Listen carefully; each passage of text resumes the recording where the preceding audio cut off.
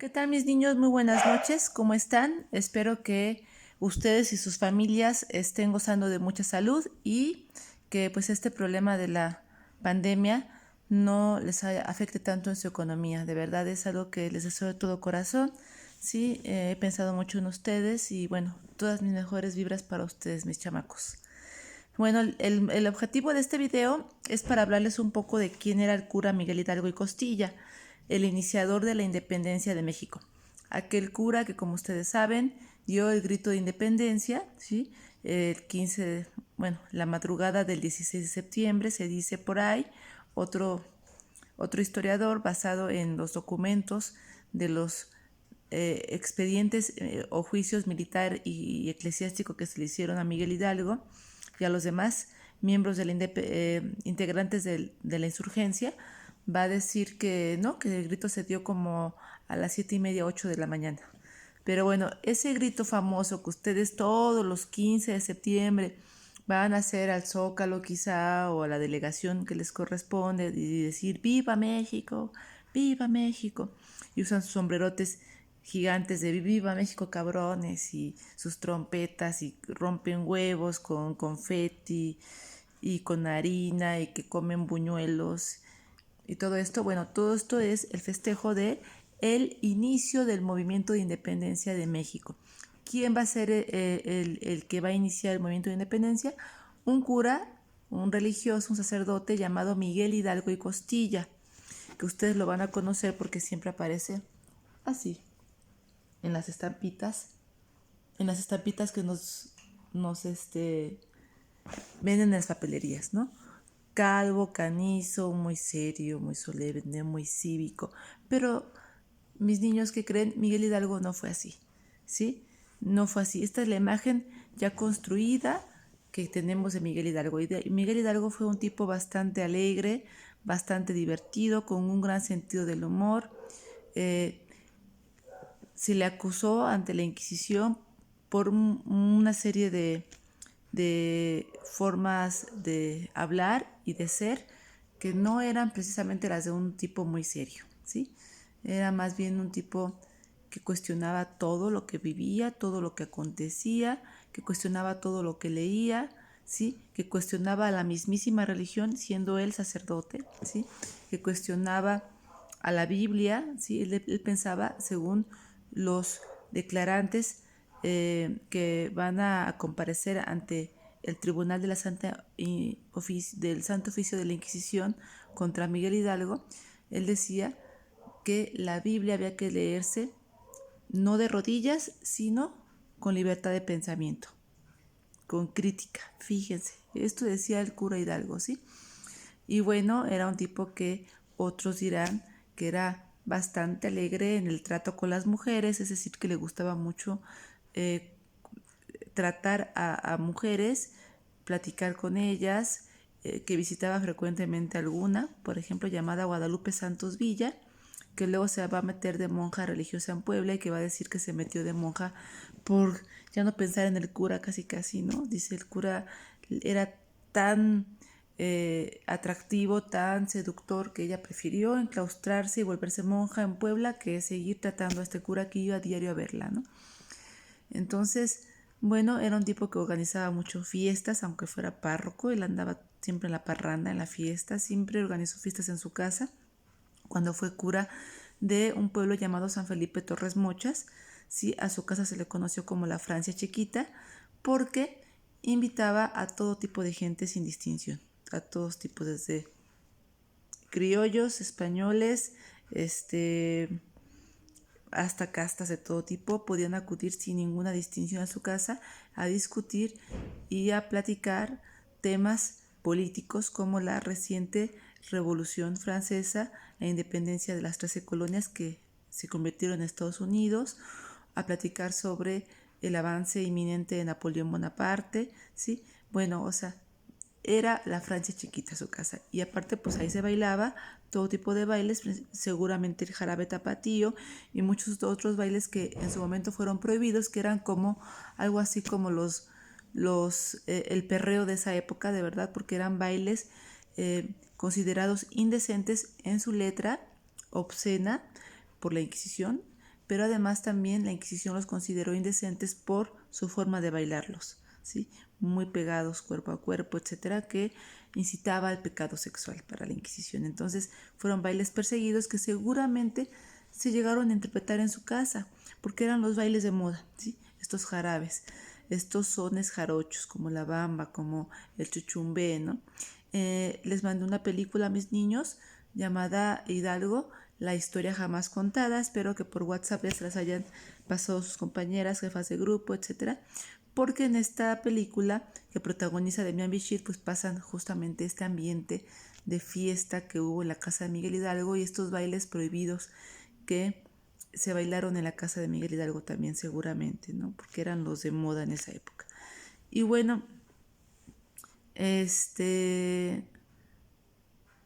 ¿quién era Miguel Hidalgo? Bueno, Miguel Hidalgo, como les dije, no es un tipo pobre, viene de una familia de hacendados en michoacanos. La hacienda de su papá se llamaba Don Cristóbal Hidalgo. Su papá tenía una hacienda en Michoacán llamada Corralejo, esta hacienda. Y bueno, él y todos sus hermanos, su papá se casó 3 veces porque morían sus mujeres y con cada esposa que él tenía procreaba más hijos, entonces Hidalgo tuvo muchos hermanos, ¿sí? Tuvo como 4 hermanos carnales y bastantes medios hermanos, ¿sí? Pero bueno, todos sus hermanos van a ser estudiados, letrados, la mayoría, no, de hecho todos los hermanos van a estudiar en el colegio, o sea, los varones, en el colegio de San Nicolás, en Valladolid, Michoacán, donde también va a terminar estudiando Miguel Hidalgo ahí. En la película sale como de joven, de adolescente, está estudiando en este colegio que va a estar a cargo de los jesuitas. Recuerden que los jesuitas van a ser expulsados por el rey Carlos III con las reformas borbónicas. Entonces, Hidalgo se va a educar con los jesuitas, fíjense. Y bueno, luego va a ser rector de este colegio. Se va a convertir en la máxima autoridad de este colegio. Y vamos a ver que es un párroco es transgresor, no sé cómo llamarlo, es un sujeto que le gustó todo el tiempo salirse de lo permitido, ¿no? No le gustaba obedecer al 100%, siempre cuestionaba, siempre con un espíritu crítico, infringía la ley, no nada más le infringía por menso, porque los demás la están haciendo, no, porque él a través de cuestionar todo podía decir esto sí hago, esto sí obedezco y esto no, ¿sí? Y había cosas en las que, muchas cosas en las que él se salía de la ley, ¿sí? Se salía de lo que marcaba la ley y se volvía un transgresor. Por ejemplo, siendo rector del Colegio San Nicolás en Michoacán, va a escribir una disertación para un nuevo método para escribir, para estudiar teología. O sea, alguien que obedece, mis niños, no está innovando. Alguien que obedece jamás innova, jamás crea algo nuevo, porque pues obedece. Y cuando alguien obedece, pues se perpetúa en lo clásico, en lo que ya está. Y alguien que está innovando, haciendo cosas nuevas o proponiendo cosas nuevas, es alguien que se arriesga a salirse de lo permitido, ¿sí? Entonces eso hizo como rector. Escribió un nuevo método para estudiar teología, ¿no? Disertaba sobre los nuevos métodos para estudiar teología, pero cuando es párroco, porque lo mandan de rector a ser párroco, unos dirán que porque lo estaban castigando ya por su conducta un poco transgresora, otros dirán que no lo están castigando de nada, sino que simplemente ser párroco, el párroco ganaba más dinero incluso que el propio rector del colegio, entonces que le dieron un mejor cargo, digamos, para tener más dinero, recibir mejor salario, se va como párroco a Colima y luego a Dolores. En Dolores, Guanajuato, es donde va a dar el grito de independencia, donde va a comenzar el movimiento de independencia de México, ¿sí? Pero, bueno, ya desde que es párroco, vemos que no es un párroco cualquiera. Va a ser un párroco que no le gusta estar todo el tiempo metido adentro de la iglesia, rezando, golpeándose el pecho. Es un párroco que le gusta salir de la iglesia, convivir con sus feligreses, conocer a sus feligreses, tratar de ayudar a sus feligreses y de cambiar la vida de la feligresía, ¿no? De toda la feligresía que está a su cargo. En un momento va a acabar con la monotonía, la tristeza que invadía esos pueblos llanos lejanos de la Nueva España y va a montar en San Felipe Torres Mochas, en este pueblito lejano, va a montar una obra de teatro con sus feligreses de un autor, mis niños, que, ojo, es un autor prohibido en la época. Se llama Molière, es francés. De por sí todo lo francés era algo que era muy prohibido, porque en Francia hubo una revolución donde le cortaron la cabeza a su rey, ¿sí? Entonces, no querían que los novohispanos tuvieran mucho contacto con las ideas francesas, pero finalmente por medio de el contrabando, ¿sí? Entraban de manera ilícita muchos libros franceses aquí al Reino de la Nueva España, aquí a México, y Hidalgo pudo leer estos libros y fue el primero que tradujo al español la obra de Molière, la obra de teatro El Tartufo. Y esta obra la va a montar con sus feligreses en el pueblo de San Felipe Torres Mochas, y de esto va a tratar la película que les mandé. Y eso es real, chicos. La monta esta obra de teatro, ¿sí? La va a representar con sus feligreses. Ellos van a ser actores, sus feligreses de la obra de teatro. Y esta obra va a ser una obra que va a cuestionar, o que va a evidenciar, más bien, va a evidenciar la hipocresía de la religión católica, ¿sí? Porque el personaje Tartufo es un personaje que finge ser muy religioso, pero que en el fondo no es religioso, se conduce mal, es un tipo con una moral muy baja en todos los sentidos, ¿sí? Muy avaricioso, muy ambicioso, lujurioso incluso, ¿no? Entonces, bajo el disfraz de religioso se esconde toda una serie de defectos, ¿no?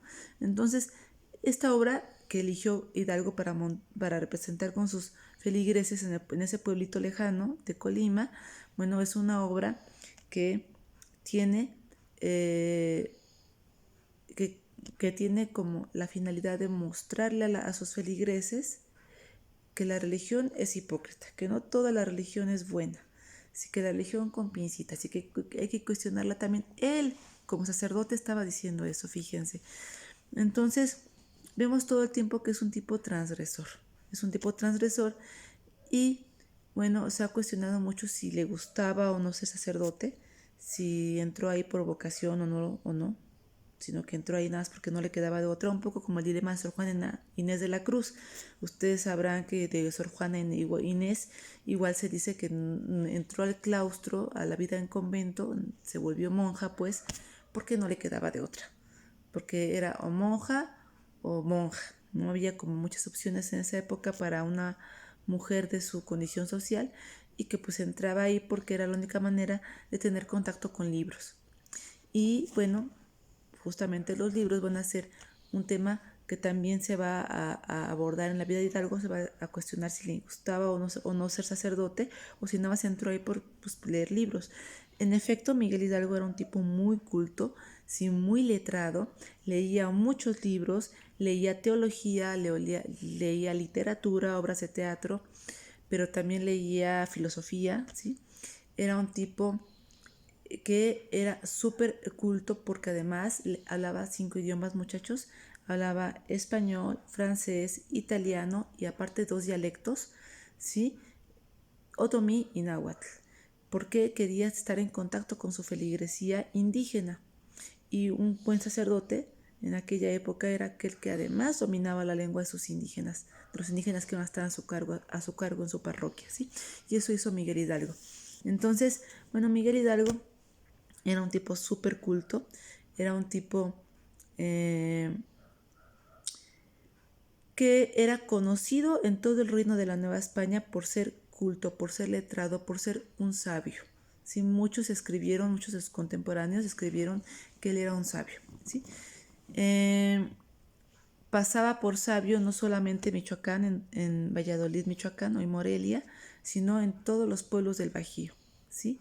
Querétaro, Celaya, Acámbaro, Irapuato, Colima, San Luis Potosí, San Luis de la Paz, Zacatecas, bueno, en la Ciudad de México, en Puebla. Era un tipo que trascendió su pueblito de Michoacán, donde él nació, y se dio a conocer en todas partes, ¿sí? Como dice el historiador Alfredo Ávila, le gustaba tener presencia en todas partes, le gustaba darse a conocer en todas partes y pasar por sabio y letrado, ¿sí? Bueno, esto era Miguel Hidalgo, pero además era un tipo alegre, carismático, de buen humor, que se atrevía a hacer bromas, a hacer chascarrillos, que le gustaba estar todo el tiempo haciendo fiestas y estar en la parranda. Y no solamente por él estar bailando, y le gustaba presidir las fiestas, o sea, ser el anfitrión de las fiestas, que las fiestas fueran en su casa, en su cantón, como dice muy bien el historiador Carlos Herrejón Peredo, ¿no? Pero, bueno, este cura es el que va a iniciar el movimiento de independencia de México, ¿sí? Un cura que va a ser acusado ante la Inquisición por ser muy, muy atractivo para las mujeres y aparte andar como teniendo mucho trato y mucha conversación con muchas mujeres. Incluso se le acusa, por ejemplo, de ir a visitar diario a una tal Guadalupe Santos Villa, ¿no? De 25 años, una moza muy linda, una jovencita que le gustaba leer comedias de teatro y que Hidalgo iba a enseñarle estas comedias a su casa y la visitaba a diario. Entonces, la propia Guadalupe Santos Villa va a declarar ante Santo Oficio de la Inquisición que ella prefirió meterse de monja a un convento en Puebla a seguir teniendo trato con ese cura que parecía el demonio mismo porque le incitaba a tener pensamientos impuros, casi casi, ¿no? Es lo que está declarando ante la Inquisición esta mujer. Pero bueno, este es el cura que va a hacer la independencia. Mis niños, un cura que desde el inicio del movimiento de independencia hasta el final siempre lo acompañó una banda de músicos en la guerra de independencia. O sea, vean, de tan importante que era para él la música y lo festivo, lo alegre, ¿no? Lo carnavalesco, todo eso a él le gustaba mucho. Y bueno, vemos que hay un personaje en la película que se llama El Pariente, que va a interpretar una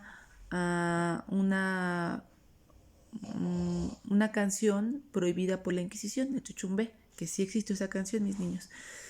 Y bueno, este personaje, el pariente, se va a llamar realmente porque sí existió y lo va a acompañar desde el inicio de la insurgencia hasta el final como músico, en calidad de músico. Parece que es muy leal a Hidalgo, no solo como músico, también va a hacer otras cosas que Hidalgo le mande en la guerra de insurgencia, en la guerra de independencia. Siempre es muy leal